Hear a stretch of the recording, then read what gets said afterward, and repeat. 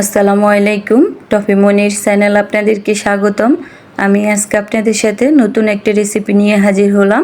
আমার আজকের রেসিপিটা হচ্ছে চিকেন ফ্রাই রেসিপি। তো অবশ্যই যারা যারা চিকেন ফ্রাই খেতে পছন্দ করেন তারা অবশ্যই আমার ভিডিওটা না টেনে শেষ পর্যন্ত দেখে যাবেন। এখন আমি মূল রেসিপিতে চলে যাব। আমি এখানে 6 পিস মুরগি নিলাম, ভালো করে পরিষ্কার করে ধুয়ে চামড়াটাও নিয়ে নিলাম।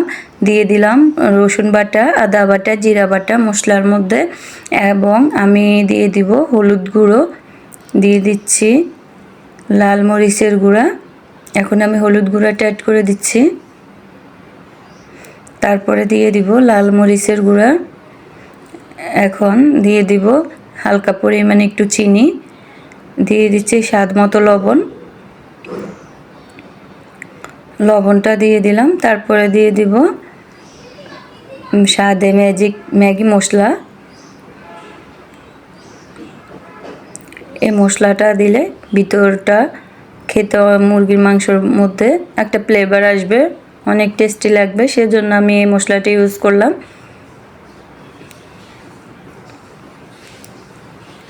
তো এখানে আমি হাত দিয়ে ভালো করে মশলাগুলোকে মিক্সার করে নিচ্ছি, নিয়ে আমি ফ্রিজের মধ্যে ম্যারিনেট করে রাখলাম। এখন আমি আটাটা নিয়ে নিব। আমি সানরাইজ আটাটা ইউজ করলাম।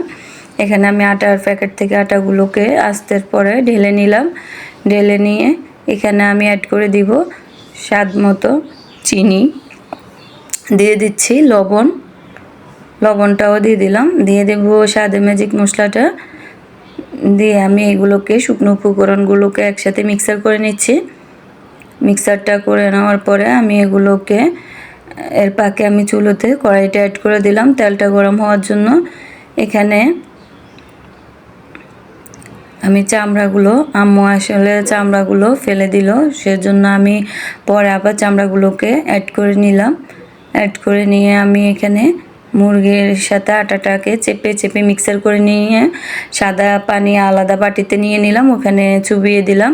এভাবে আপনারাও চুবিয়ে দিবেন, চেপে চেপে এভাবে মুরগির মধ্যে আটাটা লাগিয়ে নেবেন। তারপরে এই পানির মধ্যে ছেড়ে দিবেন, দেখবেন অনেকগুলো বাবুলস ফুলতেছে। যখন বাবুলসগুলো থেমে যাবে তখনই হয়তোবা আমরা আবারও আটার সাথে মিক্সার করে নিব। এখানে আমি এখন সবগুলোকে আটার সাথে এরকম মিক্সার করে নিচ্ছি। মিক্সার করে নিয়ে আমি পানির মধ্যে দিয়ে দিব।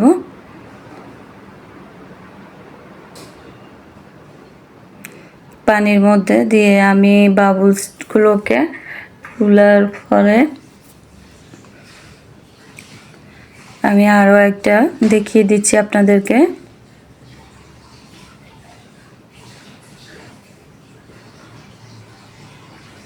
আমরা যদি এভাবে চিকেন ফ্রাইটা তৈরি করে খাই তাহলে আমাদের অনেক টাকাই বেঁচে যাবে, আমাদের বাচ্চারা অনেক খুশি হবে।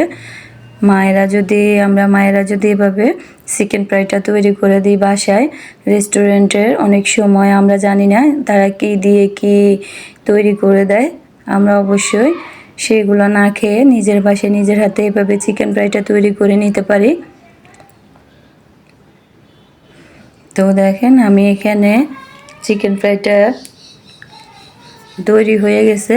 এখন আমি চুলোতে কড়াইটা অ্যাড করে দিলাম। কড়াইটা অ্যাড করে দিয়ে তেলটা তো আগে থেকে গরম করে রেখেছি, আমি ওর মধ্যে চিকেন ফ্রাইটা ছেড়ে দিলাম। ছেড়ে দিয়ে এভাবে আমি উল্টিয়ে পাল্টিয়ে ভেজে নিব।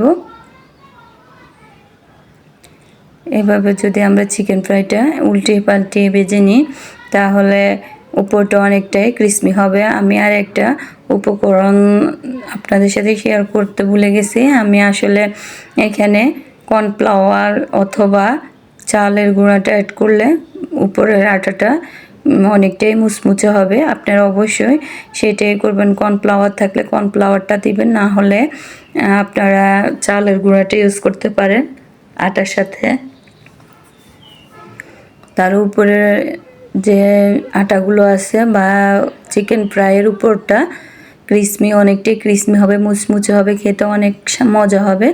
তা আমারটা ভেজে নেওয়া শেষ। এখানে আমি দুইটা করে দিলাম, যেহেতু কড়াইটা ছোট ছিল সেহেতু আমি দুইটা করে দিব। দিয়ে আমি ভেজে উঠিয়ে নিচ্ছি। আপনারাও এরকম উল্টিয়ে পাল্টিয়ে ভেজে নেবেন। দেখতে অনেকটা সুন্দর হয়েছে, বেশি কালো করা যাবে না, এবং একটু রেড কালার হয়ে আসলে আমরা এটাকে উঠিয়ে নিব, বা ব্রাউন কালার হয়ে আসলে, বেশি ব্ল্যাক করা যাবে না বা পোড়া পোড়া করা যাবে না। ভিতরটা সেদ্ধ হয়ে আসার পরে দেখবেন এই পেনাটা থাকছে না। এখন ছেড়ে দিলাম, তেলের মধ্যে অনেকটাই ফেনা ফেনা আসছে বা অনেকগুলো বাবলস ফুটছে। যখন আমাদের চিকেন ফ্রাইটা রেডি হয়ে যাবে তখন এই বাবলসটা থাকবে না। আমি এভাবে দেখেন ভেজে নিচ্ছি, আবারও 2 পিস উল্টিয়ে পাল্টিয়ে ভেজে নিচ্ছি।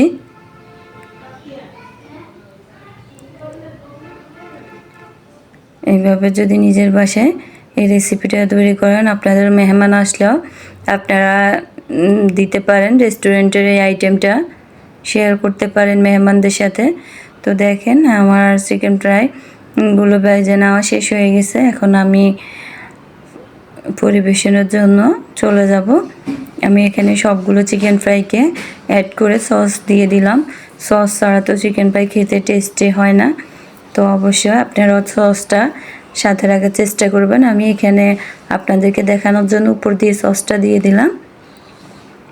আমার আজকের রেসিপিটা এই পর্যন্তই থাকলো। আপনাদের কাছে কেমন লাগলো অবশ্যই আমাকে কমেন্টে জানিয়ে যাবেন। সবাই ভালো থাকবেন, সুস্থ থাকবেন। আসসালামু আলাইকুম, আল্লাহ হাফেজ।